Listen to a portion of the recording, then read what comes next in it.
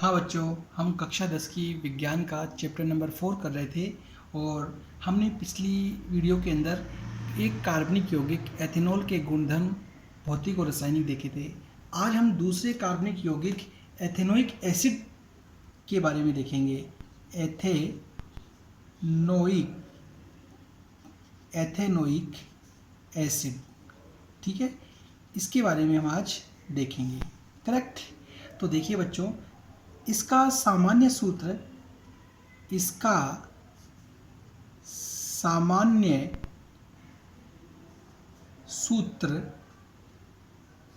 CH3COOH, या इसको हम इस प्रकार भी लिख सकते हैं CH3 single bond C double bond OH होता है, ठीक है, होता है। नेक्स्ट, इसका सामान्य नाम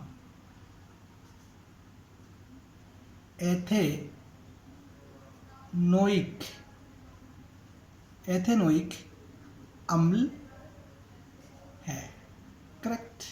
देखिए बच्चों, अब हम इसके कुछ गुणधर्म देखेंगे। देखिए बच्चों, ये रंगहीन स्वाद में खट्टा विनेगार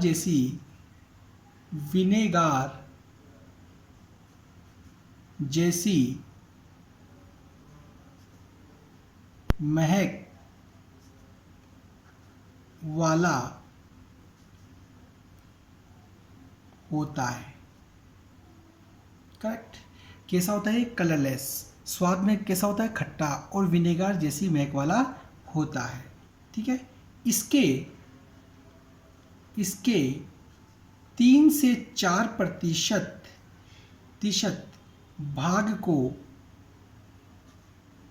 भाग को सिरका कहते हैं, ठीक है। इस सिरका का उपयोग अचार इनको सुरक्षित करने में किया जाता है। इसका उपयोग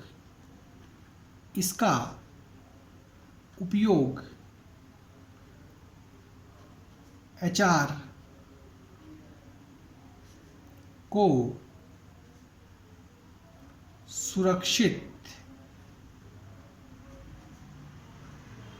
करने में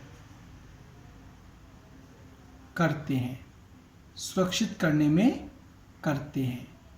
करेक्ट। नेक्स्ट है, ठंडी जलवायु जहाँ होती है वहाँ ठंड के दिनों में ये जम जाता है, और जिस जमी हुई स्थिति में इसको हम ग्लेशियल एसिटिक अम्ल कहते हैं। तो हम कह सकते हैं कि ठंडी जलवायु में शीत के दिनों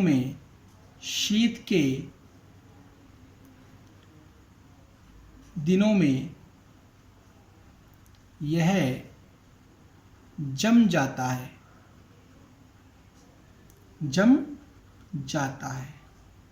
इसे ग्लेशियल एसिटिक अम्ल कहते हैं। करेक्ट। तो ठंडी जलवायु में शीत के दिनों में जब ये जम जाता है तो इसे हम ग्लेशियल एसिटिक अम्ल कहते हैं। ओके, ये इसके कुछ सामान्य गुणधर्म है। देखिए बच्चों, हाँ बच्चों, अब हम इसकी रासायनिक अभिक्रियाएं देखेंगे। रासायनिक अभिक्रिया, ठीक है। देखिए बच्चों, अगले पेज में देखते हैं हम। हाँ बच्चों, देखिए पहली रिएक्शन है इसकी एल्कोहल के साथ।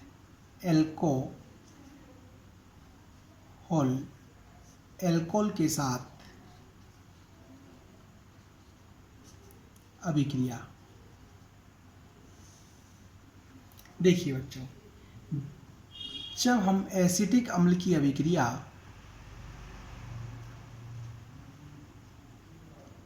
एल्कोहल से करवाते हैं, ठीक है, CH3 CH2 OH एल्कोहल से करवाते हैं, ठीक है, कंसंट्रेट H2SO4 की उपस्थिति में, ठीक है। देखिए, जब एसिटिक अम्ल को एल्कोहल के साथ, ठीक है, कंसंट्रेट सांद्र सल्फ्यूरिक अम्ल की उपस्थिति में गर्म करते हैं, ठीक है, तो इन दोनों के बीच अभिक्रिया होती है।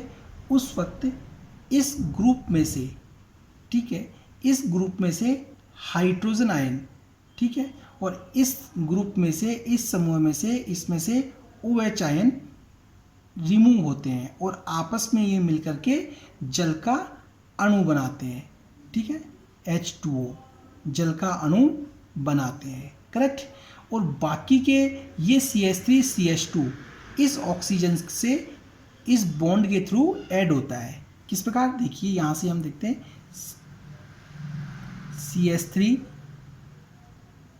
Single bond C double bond O single bond O, CH3 single bond C double bond O CO, correct. अब ये CH3 CH2 को हम यहाँ ऑक्सीजन से कनेक्ट कर देंगे, CH2 CH3, करेक्ट। तो ये बन गया हमारा एस्टर, ठीक है। ये किसका फार्मूला होता है, एस्टर का फार्मूला होता है। तो इस प्रकार हम कह सकते हैं, जब एसिटिक अम्ल को और अल्कोहल को सांद्र सल्फ्यूरिक अम्ल की उपस्थिति में गर्म करते हैं तो इन दोनों के बीच अभिक्रिया होती है, जिससे हमें पानी प्राप्त होता है और हमें एस्टर रिसीव होता है, ठीक है। इसका केमिकल नेम होता है एथिल एसीटेट, जिसे हम साधारणतः एस्टर भी कहते हैं। देखिए बच्चों, हाँ बच्चों, चूंकि इस अभिक्रिया में एस्टर बन रहा है, इसलिए इस अभिक्रिया को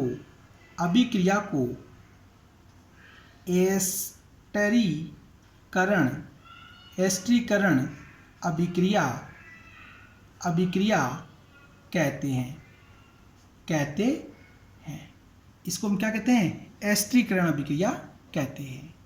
उपयोग, देखिए बच्चों, ये जो एस्टर होता है, ठीक है, इस एस्टर का कई जगह दैनिक जीवन में उपयोग होता है। जैसे सबसे पहले हम इसकी देखते हैं ये होता कैसा है। तो यह मीठी सुहावनी फलों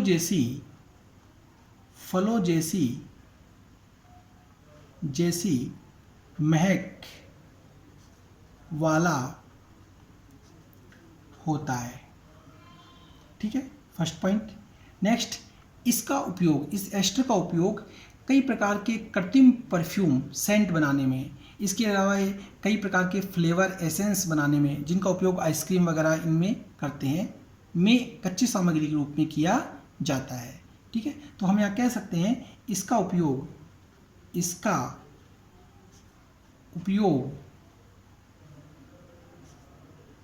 कृत्रिम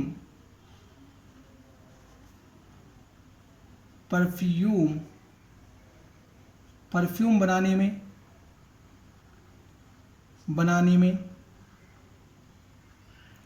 फ्लेवर बनाने में,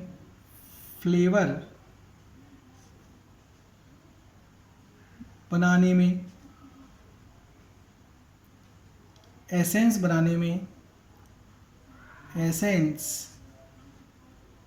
बनाने में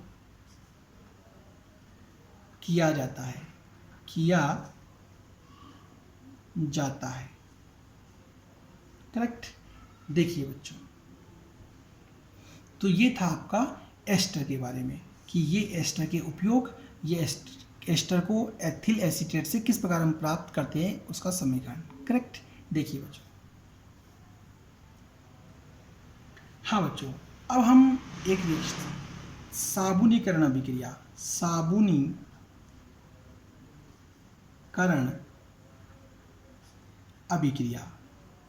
अब हम देखते हैं साबुनीकरण अभिक्रिया क्या होती है, करेक्ट।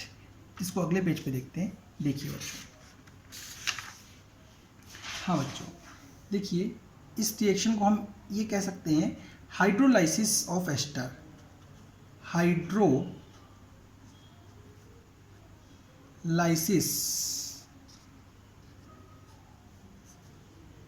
ऑफ एस्टर, एस्टर का हाइड्रोलाइसिस। देखिए हमने ये CH3 C++O O CH3 CH2 CH3, ये हो गया हमारा एस्टर का फार्मूला, करेक्ट। इसकी क्रिया जब हम बेस क्षार से करवाते हैं HONA, मैंने इसको पलट के लिख दिया NaOH, जब क्षार से करवाते हैं इसकी अभिक्रिया, ठीक है, हम इसको नीचे लिख सकते हैं इस जगह का मैं। तो देखिए क्या होता है कि इस एस्टर में से ये CH3 CH2 समूह है, ठीक है, ये CH3 CH2 समूह है, इस क्षार के इस OH समूह के साथ जुड़ जाता है, ठीक है, और ये क्या बनाता है CH3 CH2, ये CH3 CH2 और ये OH, करेक्ट। और ये सोडियम इस ऑक्सीजन से इस बॉन्ड्स के थ्रू जुड़ जाता है, प्लस का चिन्ह लगा के हम यहाँ लिख देते हैं CH3 C++O ठीक है। तो इस प्रकार ये हमें क्या प्राप्त हुआ, सोडियम के लवण, सोडियम के लवण, करेक्ट। तो चूंकि ये सोडियम के लवण जो है यही क्या है, साबुन है, अर्थात हम कह सकते हैं कि हमें इस अभिक्रिया में क्या प्राप्त हुआ, साबुन प्राप्त हुआ, क्योंकि साबुन ही क्या होता है, सोडियम के लवण। अतः इस अभिक्रिया को, अतः इस अभिक्रिया में सोडियम के लवण प्राप्त होते हैं, अतः इसे साबुनीकरण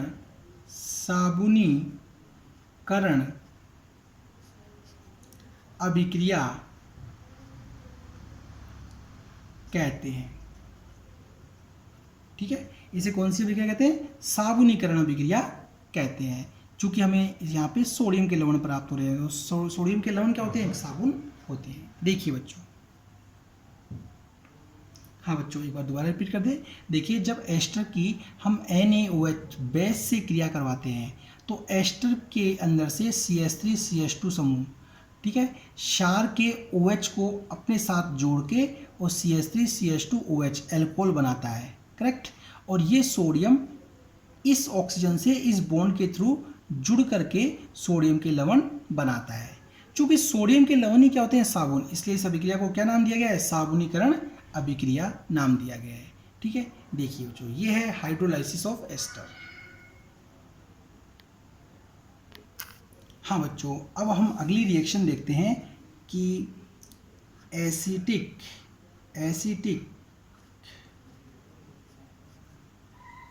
अम्ल की अभिक्रिया NaOH से, ठीक है, एसिटिक अम्ल की NaOH के साथ अभिक्रिया, पहले एस्टर की NaOH के साथ थी, करेक्ट। तो यहाँ ध्यान से देखिए CH3 C++OH, करेक्ट, ये हमने बेस लिया सोडियम OH, करेक्ट। देखिए बच्चों जब एसिटिक अम्ल क्षार से अभिक्रिया करता है, या क्षार या एसिटिक अम्ल दोनों आपस में अभिक्रिया करते हैं, तो एसिटिक अम्ल में से H, ठीक है, और क्षार में से OH आप रिमूव होकर के दोनों ऐड हो जाते हैं और जल का एक अणु बनाते हैं, करेक्ट। और ये सोडियम इस ऑक्सीजन से इस बॉन्ड के थ्रू जुड़ जाता है, तो यहाँ क्या प्राप्त होता है, हमें सोडियम के लवण प्राप्त होते हैं ONA, ठीक है। तो ये हो गया सोडियम के लवण, सोडियम के लवण, करेक्ट। देखिए बच्चों तो हम कह सकते हैं कि जब एसिटिक अम्ल की क्षार से क्रिया करवाते हैं तो हमें सोडियम के लवण प्राप्त होते हैं। देखिए हाँ बच्चों, एक बार दोबारा रिपीट करें। एसिटिक अम्ल की क्षार के साथ अभिक्रिया। जब एसिटिक अम्ल की क्षार से अभिक्रिया करवाते हैं, सोडियम हाइड्रोक्साइड से अभिक्रिया करवाते हैं, तो एसिटिक अम्ल में से एसिटिक अम्ल का के अंदर से हाइड्रोजन और क्षार का सोडियम हाइड्रोक्साइड में से OH समूह पृथक हो जाते हैं और ये दोनों आपस में ऐड होकर के जल बनाते हैं। करेक्ट। शेष रहेगा सोडियम, जो इस एसिटिक अम्ल के ऑक्सीजन से बॉन्ड के थ्रू जुड़ करके सोडियम का लवण बनाता है। देखिए बच्चों,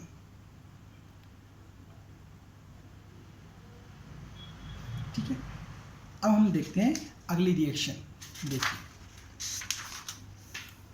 अगली रिएक्शन है हमारी कि सोडियम हाइड्रोकार्बोनेट से अभिक्रिया एसिटिक अम्ल की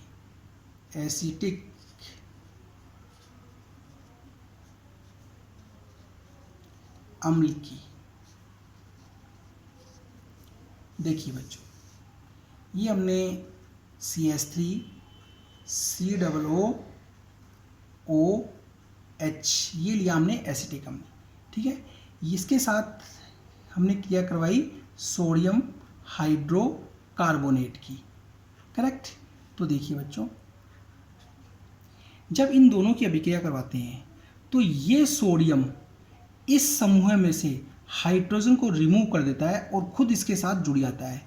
तो ये क्या बनाता है? CH3 COONA, सोडियम के लवण बनाता है। करेक्ट। और ये हाइड्रोजन जो ऑक्सीजन से रिमूव हुआ है, इस ग्रुप में से रिमूव होने वाला ये हाइड्रोजन और ये हाइड्रोजन, दोनों हाइड्रोजन मिल करके और यहाँ से एक ऑक्सीजन लेकर के बनाते हैं H2O। क्या बनाते हैं? H2O। करेक्ट। और यहाँ से जब एक ऑक्सीजन रिमूव होती है तो हमें प्राप्त होती है CO2। ओके।